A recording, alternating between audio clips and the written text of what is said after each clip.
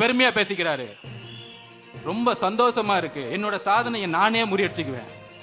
இன்னப்பா சாதனை பண்ண, இன்னப்பா சாதனை பண்ண. என்ன ஒரு முதல்வரை பார்த்து என்னப்பா, திமுக காரங்களா இதை பார்க்குறீங்களா இல்லையா? முதல்வரை என்னப்பா அப்படியாடா?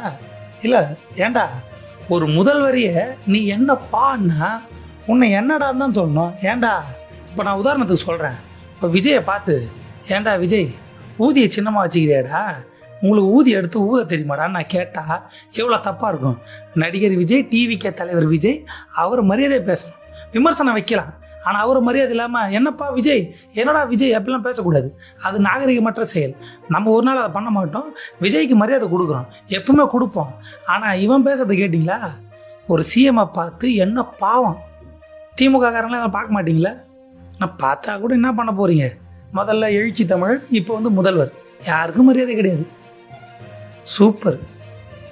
ஏன்பா இவ்வளோ பயம்? ஏன்பா இவ்வளோ பயம்? ஏன்பா இவ்வளோ பயமா? முதல்வரை பார்த்தா ஏண்டா பயத்தை பற்றிலாம் நீங்கள் பேசலாமாடா?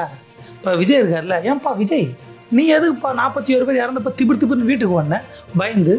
ஏன்பா அவ்வளோ பயம்? ஏன்பா என்னப்பா அப்படி பேசக்கூடாதுல்ல. நடிகர் விஜய் வயசில் பெரியவர், இப்போ டிவிகேவோட தலைவர், ஒரு அரசியல் இறங்கியிருக்கிறாரு. அவருக்கான மரியாதை கொடுக்கணும். என்னங்க விஜய், ஏங்க இப்படி பண்ணுறீங்க, ஏங்க இப்படி செய்கிறீங்க, ஏங்க பயப்படுறீங்க, ஏங்க ஓடுறீங்க, ஏங்க ஒளியுறீங்க, வாங்க போங்க நாகரிகமாக பேசணும். இவருக்கே அந்த நாகரிகம்னா சிஎம்யா, உனக்கு எனக்கு சேர்த்து எல்லாரும் அவர் தான் சிஎம். அவரை வந்து ஏன்பா இதெல்லாம் பார்க்குறாங்களா இல்லைன்னு தெரியல. இதை எடுத்து சொன்னாலும் ஒன்றும் வேஸ்ட்டு தான், ஒன்றும் சொல்கிறதுக்கு இல்லை. ஏன்பா பயம்? பயத்தை பற்றி யார் பேசுறது பாருங்க. 41 பேர் இறந்த பிறகு கட்சியே வீட்டுக்கு ஓடிச்சு. எல்லாம் ஒரு மாதம் தலைமறைவாக இருந்தானுங்க. ஒருத்தன் போய் பேஸ்கெட் பால் ஆடுறான், டெல்லியில் போய் காலில் ஊந்து கிடந்தான். அவன்லாம் இன்னைக்கு பயத்தை பற்றி பேசுகிறான்.